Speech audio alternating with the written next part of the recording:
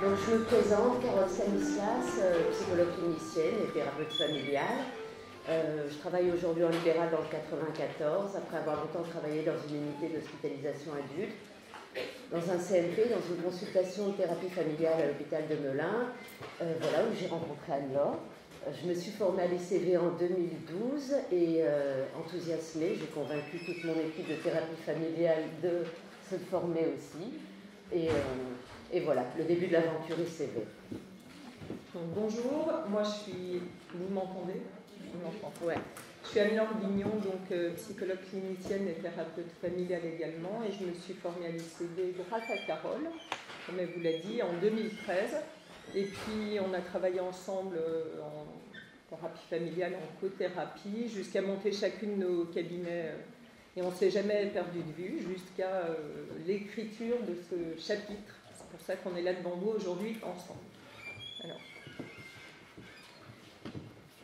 Donc on va, vous l'avez compris, parler d'attachement et de réparation d'attachement également.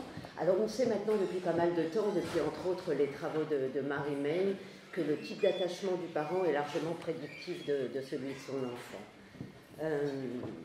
Si l'attachement est sécure, c'est-à-dire que le parent est accordé et est en mesure d'identifier correctement les besoins de son enfant et d'y répondre, alors tout va bien. Lorsque ce n'est pas le cas et qu'il n'y a pas d'accordage, eh bien c'est l'enfant qui va devoir s'ajuster et, comme le dit Siegel si justement, devenir et se plier à l'idée qu'on a de lui. On sait que cette adaptation est très souvent génératrice de symptômes en tout genre. Alors, vous l'avez compris avec l'exposé de Johanna précédemment, grâce à l'ICV, on peut finalement modifier le type d'attachement du parent. On parle d'attachement sécure acquis. Et donc, ce qui est important, c'est le I d'ICV, à mon sens. Donc, c'est l'intégration. Et cette intégration neurologique, elle va permettre en fait une modification de l'attachement du parent, et on va avoir du coup une diminution des symptômes chez l'enfant, mais aussi une modification des comportements ou des problématiques qui lui sont liées. Alors ça nous amène à vous parler, nous aussi, c'est notre sujet, de comment les émotions se régulent dans la famille, et on va refaire un petit focus sur le cerveau. Donc on sait que le développement du cerveau se construit sur un mode interactif. Ça veut dire en fait qu'il y a un modelage précoce du cerveau dans la relation. Alors pendant que je vous parle, il y a les 6 émotions primaires que vous allez voir s'afficher à l'écran. Voilà. Les neurosciences du coup ont mis en avant la capacité d'adaptation du cerveau au travers d'événements de vie, d'émotions, mais aussi d'interactions. Alors l'expérience du visage impassible, dont Johanna vous a reparlé ce matin, donc ça tombe bien, montre qu'en fait les interactions existent d'une bonne manière, bonne, je ne sais pas si c'est le mot, mais elles peuvent exister en tout cas d'une manière accordée.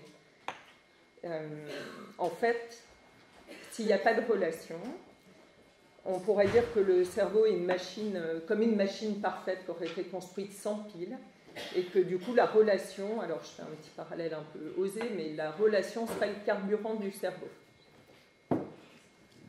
Alors, nous avons vu comment la régulation l'attachement est un processus interactif et que la régulation des émotions se fait au sein de la famille. Les parents vont, d'une certaine manière, donner le modèle de la régulation émotionnelle et des interactions et de la communication dans une famille. Et les enfants, quant à eux, peuvent réactiver, comme on l'a vu avec Magali, le passé traumatique de leurs parents, surtout lorsqu'il n'est pas résolu. À savoir aussi que la co-régulation des émotions au sein de la famille ne se fait pas seulement uniquement entre parents et enfants et parents, peut se faire aussi au sein de la fratrie, et que la régulation du couple aussi a un impact sur les enfants. Et on voit bien ici, et nous en tant que thérapeute familial, on le voit assez souvent, comment tout cela est un processus très, très interactif. Et voilà. Donc on a la chance de passer en début de matinée. Ça veut dire que quand on a commencé à préparer SCA pour cette présentation orale, avec Carole, on a commencé à parler d'attachement et puis on s'est rendu compte que au début c'est assez facile, tout le monde peut à peu près définir un attachement sécure. Et puis plus on va vers les types d'attachement que je vous montre, plus c'est complexe. Donc peut-être vous savez bien mieux que nous différencier tous ces types d'attachement, mais on s'est dit qu'on allait vous faire un petit rappel. Alors un petit rappel évidemment très, très basique, hein. Il y a quand même des nuances. Mais pour revenir sur l'attachement sécure, finalement l'attachement est sécure quand le parent, dans un attachement sécure, le parent va envoyer à son enfant le message « je suis là pour toi ». L'enfant tire la leçon qu'il est d'abord digne d'intérêt et puis surtout qu'il peut compter sur les autres.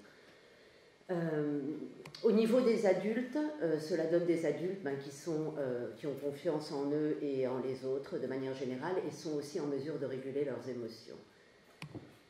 Alors au niveau de l'attachement évitant, ça devient un peu plus complexe. Le parent va envoyer à son enfant le message débrouille-toi tout seul. L'enfant va en tirer la leçon qu'il doit faire et qu'il ne peut compter que sur lui-même.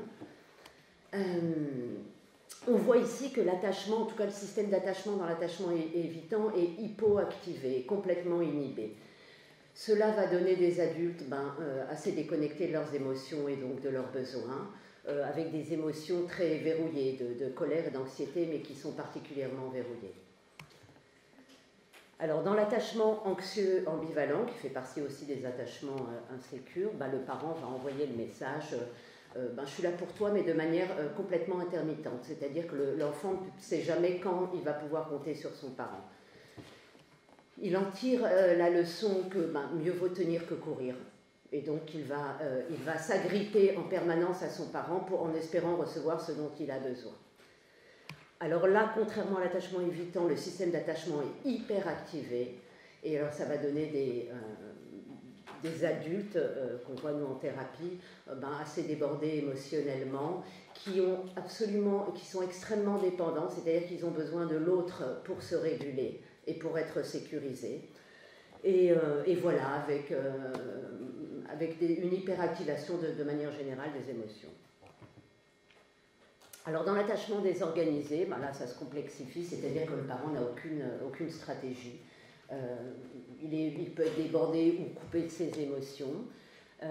Alors là, on voulait donner un modèle, par exemple, qu'as-tu encore fait? Alors le parent peut le faire sur un modèle effrayé, il peut être effrayé, mais qu'est-ce que tu as encore fait? Et être complètement paniqué, ou alors sur un mode effrayant, mais qu'est-ce que tu as fait encore?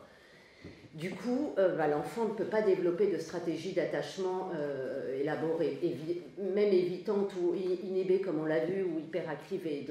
Donc ça donne un peu du n'importe quoi. On voit des enfants qui vont essayer de contrôler leurs parents, soit par la colère, avec des troubles oppositionnels ou des troubles du comportement, soit ces petits enfants, ces enfants soignants qu'on peut voir dans les cas de parents avec des pathologies psychiatriques. Les adultes qu'on va voir, ils sont souvent débordés, une peur sans solution, dans une situation d'impuissance, avec des symptômes dissociatifs le plus souvent. Moi, je pense évidemment à ces patients borderline qu'on peut avoir et qui ont des comportements très paradoxaux, qui vont en même temps nous demander de l'aide et saboter en permanence cette aide en ne venant pas en rendez-vous. Voilà, donc on a un peu les typologies de l'attachement. J'espère que c'est clair. Je vais vous parler d'un outil qu'on utilise en systémie qui s'appelle les sculptures. Alors c'est un peu particulier parce que c'est une patiente que j'ai reçue en thérapie individuelle, mais pour laquelle, au travers de son récit, j'ai imaginé ce que je vais vous montrer après, qui est en fait une représentation à partir de son récit et de l'évolution de son traitement par la thérapie ICV. Donc, je vais vous lire une citation de Delage, parce que je ne suis pas arrivée à l'apprendre par cœur, qui parle très bien des sculptures et donc qui explique que c'est une technique non verbale qui nécessite un engagement corporel, puissant mobilisateur des émotions, qui permet une connexion entre passé, présent et avenir. Donc là, j'imagine que vous commencez à me voir venir et à voir le parallèle avec l'ICV. En tout cas, je me suis dit que c'était intéressant de faire le parallèle avec la ligne du temps et aussi que c'est une expérience, enfin les sculptures, ça permet de contourner les mécanismes de défense, puisqu'on demande aux gens d'être vraiment, de faire figurer la relation entre les membres de la famille. Du coup, on travaille avec les émotions et pas juste avec le discours. Donc, en parallèle de l'ICV, je crois que c'est Johanna qui disait on vit dans son corps les émotions, c'est un peu ce qui se passe quand on fait des sculptures. On arrive à notre conclusion, et pour conclure, peut-être on voulait que vous reteniez 4 faits de notre présentation, si vous deviez en retenir 4. 4 qu'on va vous marteler, j'imagine, tout au long de la journée.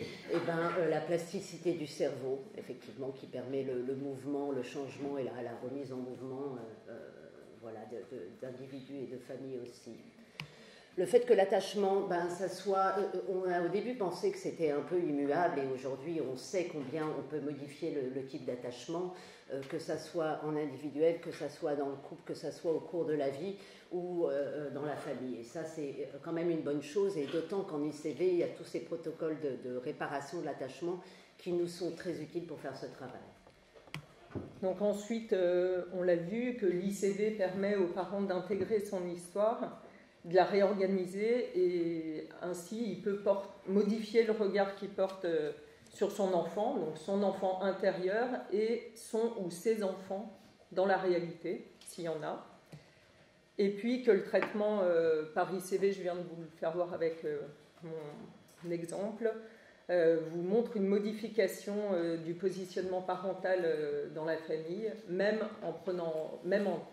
par une thérapie individuelle avec l'ICV. Donc qui peut générer, on l'a vu de façon systémique, une levée des symptômes en travaillant sur les émotions. Eh bien, merci.